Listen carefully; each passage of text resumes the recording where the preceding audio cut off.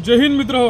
मावळा विद्यार्थी संघटना, महाराष्ट्र राज्य आणि संवेदना बहुउद्देशीय संस्था अमरावती यांच्या संयुक्त विद्यमाने भव्य राज्यस्तरीय ऑनलाईन काव्यवाचन स्पर्धेचं आयोजन करण्यात आलेलं आहे।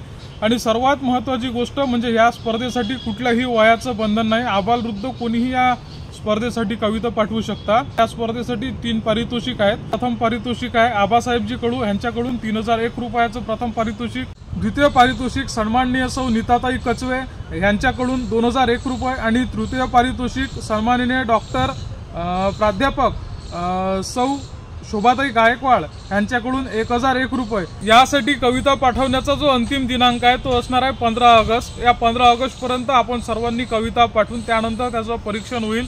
3 परीक्षक त्याचं परीक्षण करतील आणि त्यानंतर त्यातून क्रमांक ठरवण्यात येईल। लगेचच तुम्हाला रोख रक्कम देण्यात येईल। मात्र तुमचा जो यथोचित सन्मान आहे तो सांगितल्याप्रमाणे संवेदना बहुउद्देशीय संस्थेच्या दुसऱ्या राज्यस्तरीय सातपुडा साहित्य संमेलनात करण्यात येईल। तर माझी सर्व काव्यप्रेमींना, महाराष्ट्रातील सर्व साहित्यिक मंडळींना विनंती आहे की आपण या मानाच्या स्पर्धेत सहभागी व्हा। 15 ऑगस्ट पर्यंत आपल्या जास्तीत जास्त संख्येने कवितेचे व्हिडिओ येऊ द्या।